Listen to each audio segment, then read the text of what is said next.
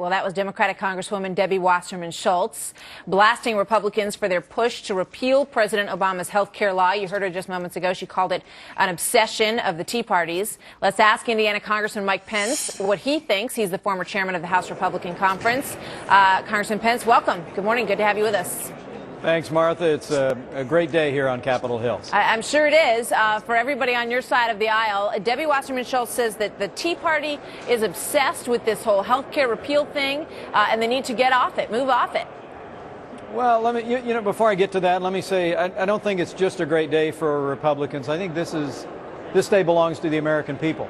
The American people decided they wanted to make a fundamental change in the direction in Washington, D.C. They wanted to get back to fiscal responsibility, to limited government, to policies that we know will create jobs. And they sent a deafening message on Election Day last November. And today, the American people are going to get the change they voted for. I think that that's what they are hoping. And two main issues are going to be in the forefront this week. One of them is this repeal of health care issue. The other one is the debt ceiling. And I want to get to both of those with you.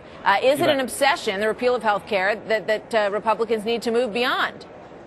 Well, no, it's not an obsession. It's a promise. Republicans told the American people that if they gave us the majority, we would vote to repeal Obamacare lock, stock, and barrel. And what you're going to see Republicans do starting this week is set into motion.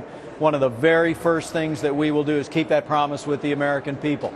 And we will send to the United States Senate a bill that will scrap their government takeover of health care. And we're also going to promote right out of the gate, Martha, ideas that we believe will lower the cost of health insurance without growing the size of government. This is not about Republicans and Democrats. The American people have spoken. They rejected the government takeover of health care, the taxes, the mandates, the public funding of abortion. They want something different. We're going to try and give it to them with all our heart. You want to follow through on the House side and make sure that you do all you can, is what I'm hearing in that answer. I want to talk to you about this $100 billion. In the Pledge to America, during the election, Republicans said that they would pledge to this country that they would cut $100 billion in short order, which meant a one-year period. Are they going to stick to that promise? Yeah, what we did in the Pledge to America was really talk about reducing spending back to 2008 levels, which if we were able to do with the whole fiscal year, would reduce spending by $100 billion. I know the New York Times today is talking about with what remains of the fiscal year. We're not sure in this fiscal year. But look, people are number crunching. Republicans are going to start from literally day one to change the culture in Washington, D.C. from a culture of spending to a culture of cutting. We're gonna pass rules today that'll get rid of that phony pay-go rule Democrats had, which was you pay and they go on spending. Yeah, it turned out everything was an emergency under that law, though, apparently. Right, but we're going to introduce a deal, Martha, where we call cut-go, which is you got a new spending program, then you got to bring to the floor something to cut it. But I'm going to tell you, get ready to be impressed with what Republicans are about to do. I think the Republican leadership in the House, the rank and file, the 87 new Republicans that will be sworn in just a couple of hours, are absolutely determined to not only keep the promises that we made in the Pledge to America, but go beyond that. Let me ask to put our fiscal house in order and pass real reforms that'll put us on a pathway toward fiscal solvency. Let me ask you this: is $100 billion over 12 months, starting today, a reasonable target? Well, no, I think it's a good start.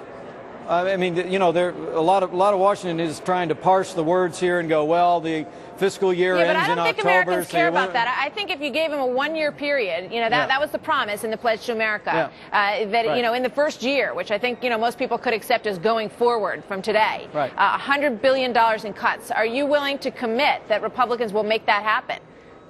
I am willing to, remember, I just have one vote on Capitol Hill. I'm willing to predict that they will exceed that number in cuts in the next 12 months. I really believe what you're going to see Republicans do is roll our sleeves up and both through fiscal discipline, repealing and rescinding programs like Obamacare and entitlement reform, you're going to see significant change. We will be watching, as will country. Everybody across this country. And I'm out of time, but I want to ask you a quickie, very quickly if you can. Will you vote to increase the debt ceiling? Well, I will tell you, conservatives in Congress will not support an increase in the debt ceiling unless it is married to very real and significant reductions in spending in the short term and in the long term. This country's going broke.